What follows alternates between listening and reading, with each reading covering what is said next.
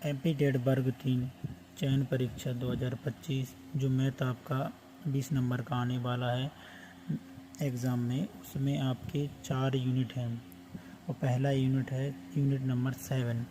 Unit number 7 में कौन कौन सी चीज़ें हैं जो आपको इम्पोर्टेंट हैं उसके बारे में आज हम आपको बताने वाले हैं।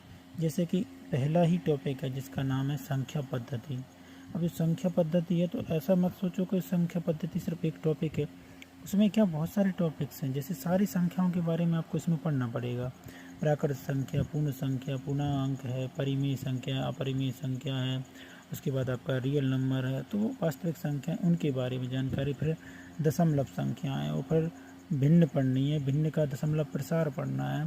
दशमलव प्रसार पढ़ने के बाद आपको इसमें बहुत सारी चीज़ें पढ़नी है, यानी आपको सारी संख्याओं के बारे में, सम संख्याएँ, विषम संख्याएँ, उसके बाद में आपका पूर्णांक है, तो इन संख्याओं के बारे में पढ़ना है आपको। पूरा का पूरा आपका जो 6वीं 7वीं और 8वीं में दिया होता है ना, और 9वीं और 10वीं में, 9वीं का पहला ही चैप्टर है नंबर सिस्टम, परिमेय अपरिमेय समझाया गया उसमें, तो उसमें है। फिर 10वां चैप्टर 10वीं क्लास का पहला चैप्टर है जिसमें आपको रियल नंबर समझाया गया है। तो संख्या पद्धति में आपका अधिक से अधिक टॉपिक आपको इसी से बनेंगे, संख्या पद्धति से। आपके लिए हम MCQ भी लाएंगे संख्या पद्धति की कैसे सॉल्व किए जाते हैं। फिर बहुपद वाला चैप्टर है इसमें, बहुपद वाला चैप्टर 9th क्लास में पढ़ा जाता है, उसके बाद 10th में भी है, मतलब सारी परीक्षाओं में है। आपका 6 to 10 का ही सब सिलेबस ज़्यादातर रखा गया है। अब अनुपात और समानुपात लिखा है, उसमें लिखा है सीधा एवं प्रतिलोम समानुपात, जो कि आपका 8वीं क्लास की NCERT में आपको मिल जाएगा। फिर द्विघात समीकरण दिया गया है जो कि आपको 10वीं क्लास में मिल जाएगा और वो भी चौथा चैप्टर है। फिर उनकी मूलों की प्रकृति के बारे में बताया गया है। बीजीय व्यंजक मिल जाएगा, बीजगणित आ जाएगा, वर्गमूल आ जाएगा जो कि आपका 8वीं क्लास में, घनमूल है जो कि 8वीं क्लास का 6वां चैप्टर है।